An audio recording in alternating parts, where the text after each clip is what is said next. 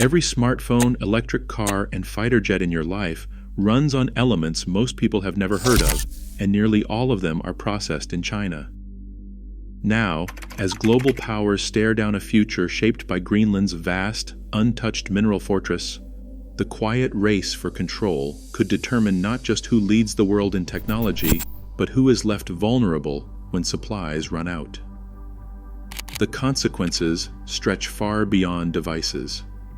What happens when the source of our digital age sits locked beneath Arctic ice, and who decides who gets access?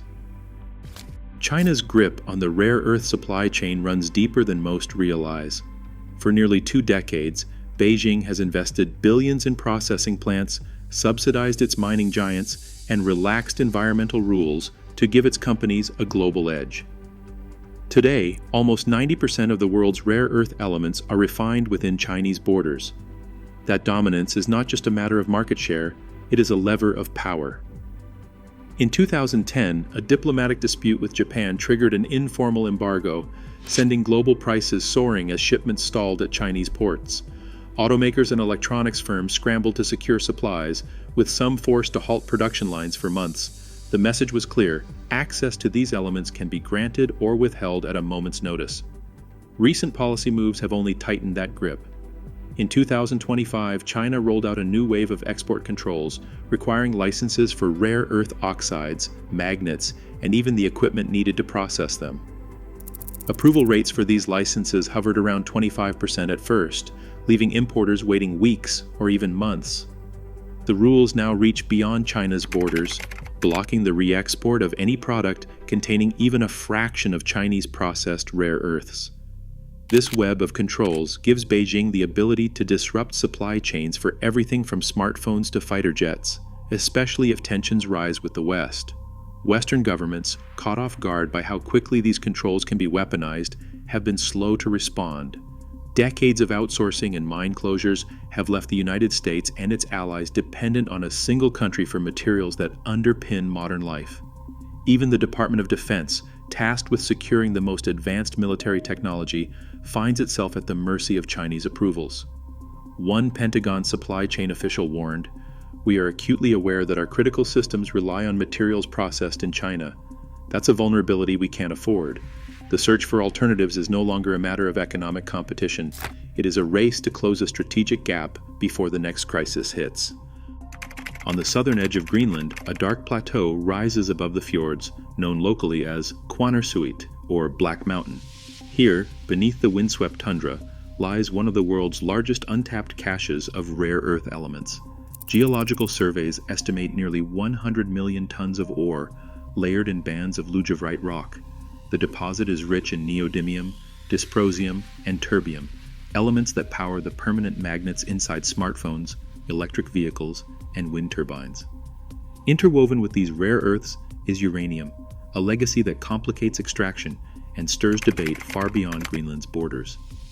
A mining engineer, boots crunching over frost-hardened ground, points out veins of steepnupine and eudialyte, minerals that shimmer with the promise of decades-long supply. Core samples drilled from the plateau reveal grades up to 1.4% total rare earth oxides in the upper layers, with uranium concentrations averaging over 300 parts per million. The scale is difficult to grasp. If developed, Kvanefjeld could supply a significant share of global demand for critical elements, acting as a strategic reserve for Western technology.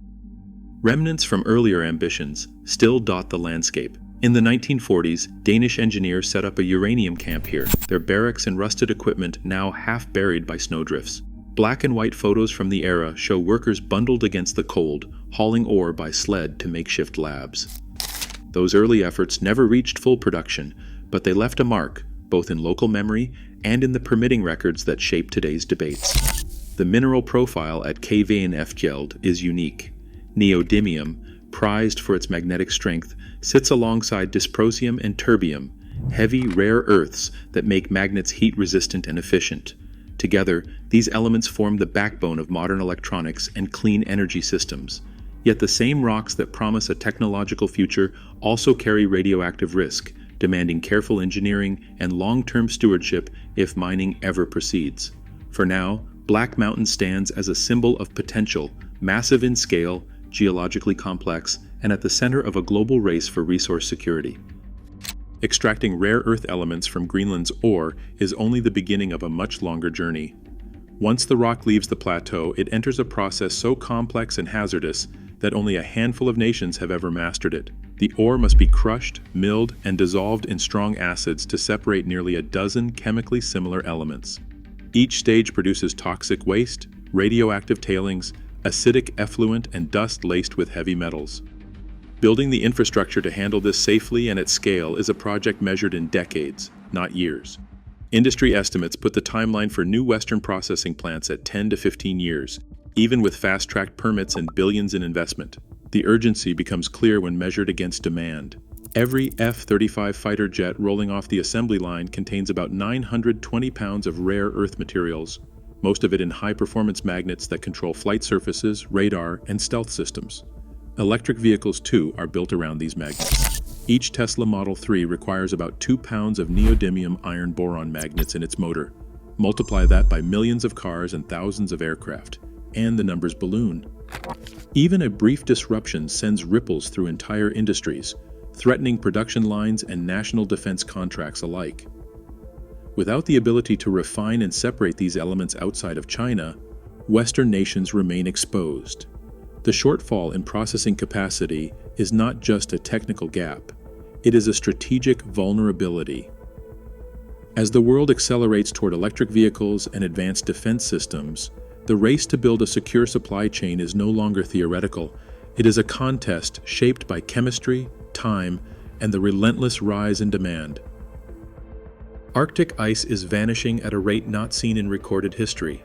Satellite data shows Greenland's southern fjords now remain open to shipping for months longer each year, making industrial access to the Black Mountain more feasible than ever before. Yet with every opportunity, the costs become harder to ignore. At Kvanefjeld, the rare earths lie tangled with uranium, an element that raises the stakes for anyone considering extraction. Any mine here would generate radioactive tailings, and in a landscape defined by permafrost and fragile hydrology, even a small leak could threaten the waters that sustain local fisheries and herding communities for generations. The paradox is sharp. Securing the minerals that drive wind turbines and electric vehicles means risking some of the last untouched wilderness on the planet. In 2021, Greenland's parliament drew a line banning uranium mining above 100 parts per million, effectively halting Kvanefjeld's development. That ban remains in force, a reflection of deep public unease over radioactive waste and the long shadow of past mining experiments. For many in Narsak, the nearby town, the promise of jobs and revenue cannot outweigh the risk to clean water and traditional livelihoods. A municipal leader from Kujalleq district puts it plainly: we are asked to choose between global needs and our own land. If the world wants these minerals, it must respect our right to decide. Policy choices now narrow to 4 distinct paths. Push for rapid ore access and accept environmental risk. Invest in Western processing capacity, knowing it will take a decade or more. Accelerate recycling and research and development to reduce demand. Build true partnerships with Greenland, sharing benefits and decision-making. Each path carries its own timeline, cost, and ethical burden. The window for action is shrinking, and every delay magnifies the consequences for both technology and the Arctic itself. Today, every digital leap, every new device, relies on minerals buried beneath Greenland's ice. As China tightens its grip on rare earths, technological independence hangs in the balance. The next frontier is not code or silicon, it is control over the earth itself. The future is mined, not made. What is your perspective?